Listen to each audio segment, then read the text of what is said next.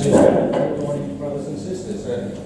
As Secretary of Sheffield Trades Council, I'm really honoured to be able to bring a welcoming address to this very important conference today.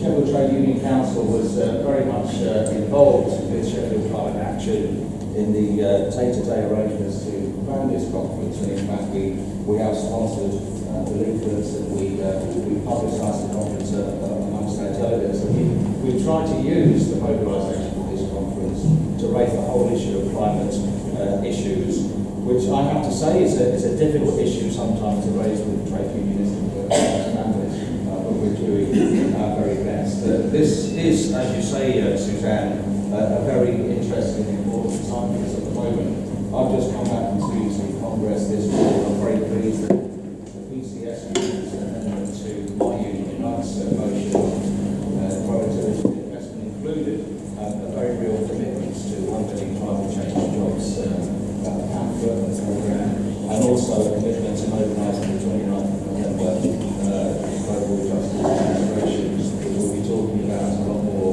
today, I'm sure. And that was the first motion, the first composite, unanimously passed at the TUC Congress this week.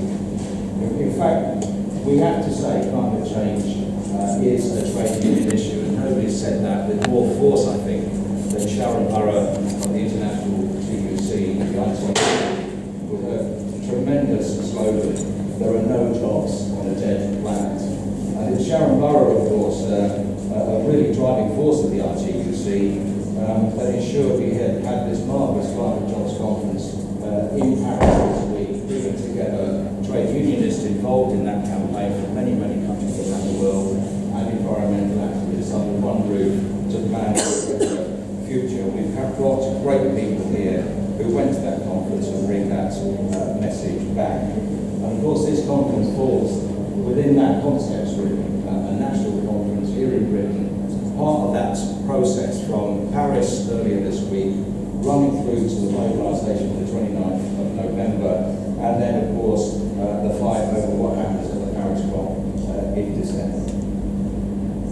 And our challenge really is to mobilise trade unionists and working class families to be part of and integral in that campaign. I mean, here in Sheffield, we do have a fairly progressive Labour council that's been doing quite a lot of stuff on environmental issues, in spite of all the pressures and austerity on the council. And we pay credit to that. We maybe will be hearing more during the day of what they've been doing. But we still have enormous problems which working class people should be very concerned about. Massive air pollution issues, particularly over Brighton motorway and typically viaducts, where this is a very poor working class residential area. There are other areas in Sheffield too.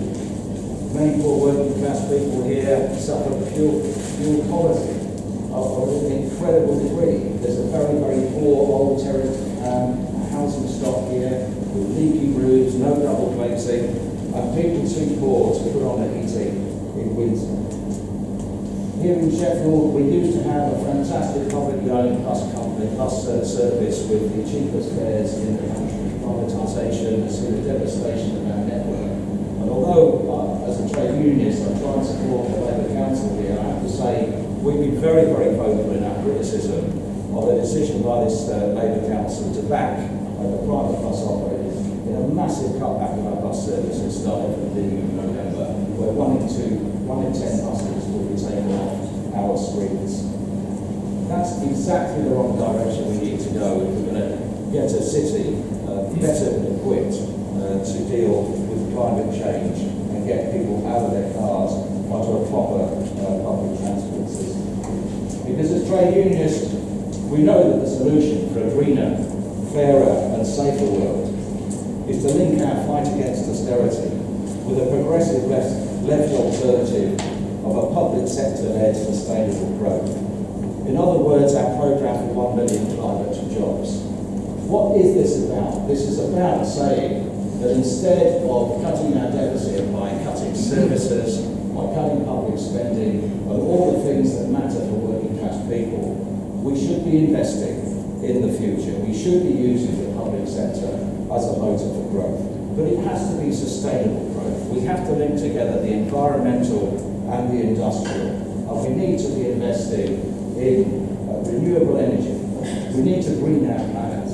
We need to invest in insulation for our homes, our offices. We need to invest in public transport, which I've already mentioned.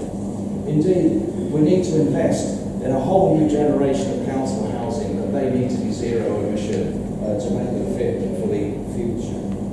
And it brings me on, Suzanne, to Jeremy Corbyn's campaign, which has inspired so many people about the possibility of an alternative that really can make a difference and link up people's concerns about our planet with our concerns about our welfare, about jobs, about our future for our young people.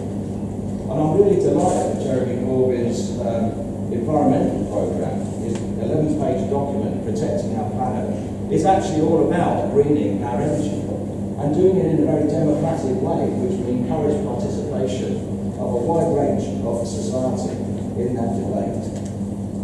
We as trade unions will be trying to engage with Jeremy. I'm on the Labour NEC on behalf of my union, but linking up with other unions as well on this 1 million jobs campaign, which his document does support, to talk about the details of it, because there's so much we need to see about putting this into practice under a future alternative budget by the Sheffield Chancellor, John McDonnell. And we need to look very carefully at the real issues about the challenges of a just transition, of changing from a dirty world to a greener one.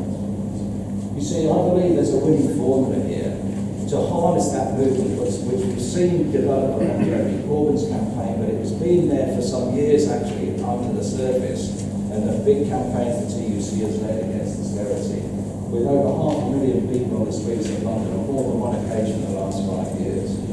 But there is a winning formula of trade unionists, environmentalists, and left activists fighting together and engaging young people. And there's 3 dates I want to put in your diary, because if we're going to link all these issues together about a juster society, a greener society, a fairer society, one that is not dominated by our capitalist masters, then there's three big events where we can bring people together, and we want you to support us. On October the 4th, the TUC is called a massive demonstration in Manchester at the time of the Tory Party conference to say with one voice we're against austerity and that there is an alternative. On November the 2nd, we're calling a lobby of Parliament over the Tories trade union bill. This is an issue that is not just important for trade unions, it's about fighting back for our human rights. They're trying to attack our right to go on strike. But if we're talking about linking together green jobs, a good quality of life for the future for people, they need to be trade union jobs, and we need your support on November the 2nd. And we have a job as trade unionists to make sure we've mobilised our people to come and help the environmentalists fight on November the 29th on the demonstration in London, but also in Cardiff and Manchester, is it? There's other Belfast and right, thank you. But to other parts of the country as well, on global justice and jobs in the run-up to the top side. There's so much that we can do together, and I really feel there's a triumph here of bringing together this beautiful broad alliance of hope and justice for the future. And on that note, on behalf of Sheffield Trades Union Council, I'd like to say welcome here to our city. I hope you have a great conference.